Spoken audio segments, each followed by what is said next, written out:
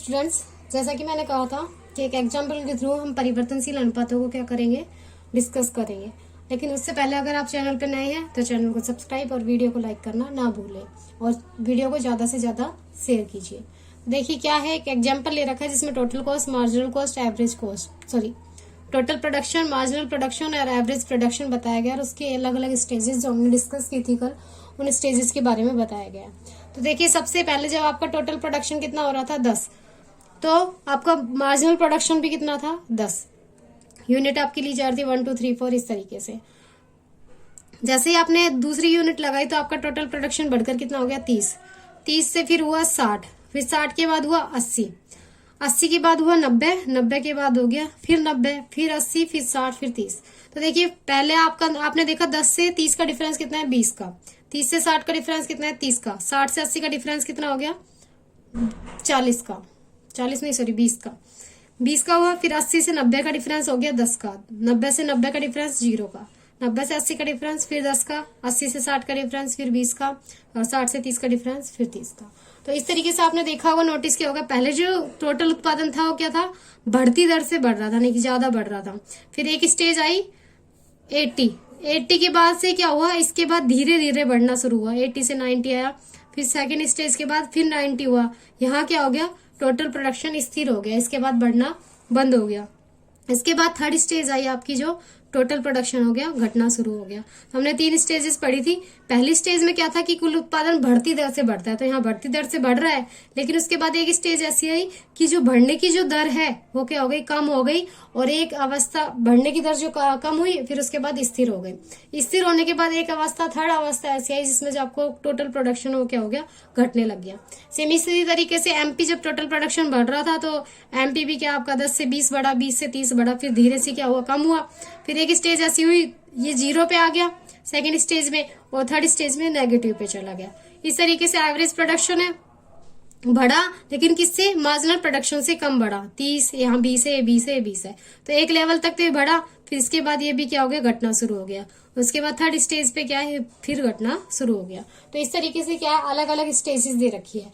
तो एक बार फिर से इसको एक्सप्लेन कर देते हैं सिंपल लैंग्वेज में, जो आपको अच्छी लगे वो लैंग्वेज आप लिख कर आ सकते हैं। तो देखिए फर्स्ट अवस्था, परिवर्तनशील अनुपातों की प्रथम अवस्था में जब किसी उत्पादक के द्वारा श्रम की इकाइयों में निरंतर रूप से वृद्धि की जाती है। जो क्या कहा, प्रथम अवस्था जो इन्होंने बताई, जो परिवर्तनशील अनुपात है, उस नियम के हिसाब से जैसे जैसे आप श्रम की इकाइयों में क्या करोगे, वृद्धि करोगे, तो इस स्थिति में उत्पादन के अन्य स्थिर साधनों पर अपेक्षाकृत अच्छा और सही उपयोग करने के कारण उसकी जो सीमांत उत्पादन और औसत उत्पादन दोनों बढ़ने लगते हैं। तो जो इकाइयों में निरंतर वृद्धि करी और जो आपके जो दूसरे साधन थे जो आपने स्थिर माने थे, स्थिर मानने की वजह से जो उनका उपयोग क्या अच्छा और सही तरीके से हो सका, जिसके कारण आपकी जो सीमांत उत्पादन और औसत उत्पादन दोनों क्या हो गए, बढ़ गए, और साथ में कुल उत्पादन भी आपका बढ़ गया।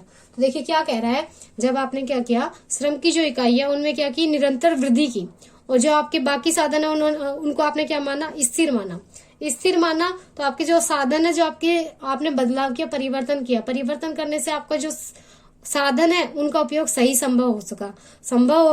हो सका, तो क्या हुआ, आपका उत्पादन अच्छा हुआ, जिसकी वजह से क्या हुआ, सीमांत उत्पादन भी बढ़ा, औसत उत्पादन भी बढ़ा और कुल उत्पादन भी बढ़ा। तो इसकी कौन सी अवस्था है, फर्स्ट अवस्था कहलाती है। जैसे कि देखिए यहाँ है, यह सीमांत उत्पादन भी बढ़ रहा है, मार्जिनल प्रोडक्शन भी बढ़ रहा है, और एवरेज प्रोडक्शन भी क्या हो रहा है, आपका बढ़ रहा है। इस तरीके से क्या है, 3 तक क्या हुआ, आपका जो आपकी टेबल थी उसके थ्रू हमने बनाया है। तो 3 स्टेज तक तो आपका क्या हुआ, 3 जो यूनिट है वहां तक आपका जो है फर्स्ट स्टेज कहलाई। उसके बाद चौथी यूनिट तक आके क्या हो गए, ये अधिकतम हो गए तीनों आके, ठीक है। उसके बाद देखिए द्वितीय अवस्था में क्या होता है, परिवर्तनशील अनुपातों की द्वितीय अवस्था में जब निर्माता के द्वारा श्रम की इकाइयों में निरंतर रूप से वृद्धि की जाती है, तो ऐसी स्थिति में निर्माता द्वारा अपने स्थिर साधनों का अनुरूप उपयोग कर लिया जाता है। तो क्या कहा, द्वितीय अवस्था में क्या किया, श्रम की इकाइयों का निरंतर उपयोग हुआ, वृद्धि हुई, जिसकी वजह से जो भी स्थिति आ रही थी निर्माता के सामने, उसने स्थिर साधन जो थे उनका जितना उपयोग कर सकता था उसने कर लिया, जिसके कारण औसत उत्पादन, सीमांत उत्पादन दोनों में धीरे धीरे क्या होने लगी, गिरावट आने लगी। किंतु सीमांत उत्पादन में होने वाली गिरावट औसत उत्पादन की अपेक्षा तीव्र गति से गिरती है, यानी कि सीमांत उत्पादन क्या है, औसत उत्पादन से ज्यादा तेजी से गिरता है। इस अवस्था में जब सीमांत उत्पादन शून्य हो जाता है, तो ऐसी स्थिति में क्या होता है, कुल उत्पादन अधिकतम स्थिति पर पहुंच जाता है। तो कुल उत्पादन क्या हो जाता है आपका, अधिकतम हो जाता है। तो द्वितीय अवस्था में क्या हुआ, आपके जितने भी साधन थे आपने लगाए थे उनका सही उपयोग कर लिया। तो उपयोग करने के बाद अब कोई कंडीशन नहीं थी कि और अच्छे से उनको उपयोग में लिया जा सके। तो उसके बाद आपकी सीमांत उत्पादन और औसत उत्पादन दोनों क्या है, घटने लग गए और सीमांत उत्पादन एक स्थिति ऐसी आई कि शून्य हो गया। उस स्थिति में क्या होता है, कुल उत्पादन अधिकतम स्थिति में होता है। तो पूछा जाए आपसे कि जब सीमांत उत्पादन शून्य होता है तो कुल उत्पादन कौन सी स्थिति होती है, कुल उत्पादन की अधिकतम स्थिति होती है। थर्ड देखिए तृतीय अवस्था। देखिए टॉपिक हमने पिछली वीडियो में कवर कर लिया बहुत अच्छे से, इसलिए मैं थोड़ा स्पीडली कर रही हूँ। अगर आपको समझ में नहीं आया तो वापस से आप रिपीट करके वीडियो को देख लेना। तृतीय अवस्था, परिवर्तनशील अनुपातों की तृतीय अवस्था में यह बताया गया है कि जब कुल उत्पादन के अधिकतम बिंदु पर हो जाने पर भी निर्माता अपनी श्रम की इकाइयों को निरंतर रूप से बढ़ाता रहता है। तो ऐसी स्थिति में स्थिर साधनों में असंतुलन स्थापित हो जाता है। देखिए कुल उत्पादन अधिकतम आ गया, फिर भी क्या कर रहा है, श्रम की इकाइयों को फिर बढ़ा रहा है उत्पादक। तो एक स्थिति ऐसी आ जाती है कि दोनों में क्या आ जाता है, असंतुलन आ जाता है साधनों में। असंतुलन आने की वजह से क्या हो जाता है, जो आपका सीमांत उत्पादन है वो ऋणात्मक चला जाता है, औसत उत्पादन और कुल उत्पादन दोनों घटना शुरू हो जाता है।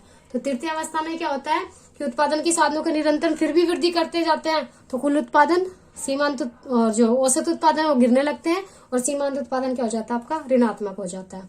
तो देखिए आगे देखिए, परिवर्तनशील अनुपातों की द्वितीय अवस्था को आर्थिक दृष्टि से विवेकपूर्ण उत्पादक की अवस्था माना जाता है, क्योंकि इस अवस्था में स्थिर साधनों तथा परिवर्तनशील साधनों के मध्य अनुकूलतम सहयोग होता है, जिसके कारण अधिकतम लाभ तथा अधिकतम उत्पादन संभव होता है।